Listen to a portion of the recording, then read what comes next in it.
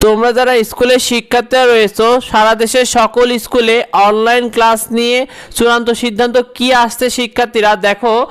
ইতিমধ্যেই সব স্কুলে অনলাইন ক্লাস নিয়ে সিদ্ধান্ত কি চূড়ান্ত হচ্ছে দেখো। দেশের সব সরকারি বেসরকারি সব স্কুলে সপ্তাহে 3 দিন অনলাইন ক্লাস নিয়ে পরিকল্পনা করা হয়েছে, যার মূল কারণ হলো বিদ্যুৎ ও জ্বালানিকে সাশ্রয় করা। তবে এটা এখনও চূড়ান্ত সিদ্ধান্ত হয়নি, যেটা শিক্ষামন্ত্রী জানিয়েছেন যে তোমাদের অনলাইন ক্লাসের বিষয়টা তারা এখনও চূড়ান্ত সিদ্ধান্ত নেয়নি।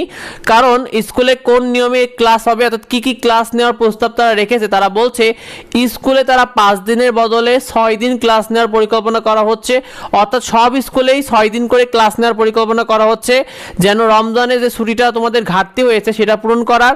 এতে বাতিল হতে পারে তোমাদের শনিবারে যে সাপ্তাহিক ছুটিটা, এটা বাতিলও হতে পারে। সেই সাথে প্রস্তাব রাখা হয়েছে যে তোমাদের একদিন অনলাইন ক্লাস হবে, তার পরের দিন অফলাইন ক্লাস হবে, ঠিক এভাবে চলবে।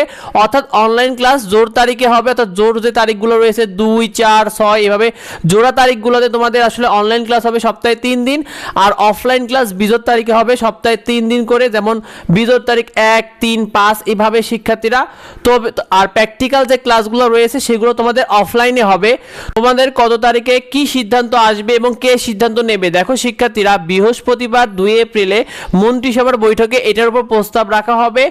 অর্থাৎ অনলাইন ক্লাসের ব্যাপারে প্রধানমন্ত্রী যদি অনুমোদন দেয়, অর্থাৎ প্রধানমন্ত্রী জনাব তারেক রহমান তিনি যদি অনুমোদন দেয়, অর্থাৎ মন্ত্রিসভায় এই সিদ্ধান্ত যদি চূড়ান্ত হয়, তবে কিন্তু তোমাদের অনলাইনে ক্লাস হবে শিক্ষার্থীরা। যদি অনুমোদন পায়, অনুমোদন না পালে কিন্তু তোমাদের অনলাইন ক্লাস হবে না।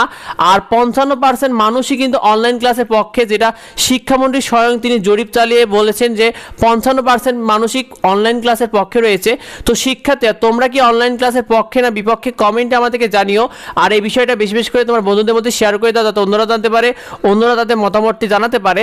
দেখা হয় পরবর্তী ভিডিওতে, পরবর্তী আপডেটে। ধন্যবাদ সবাইকে।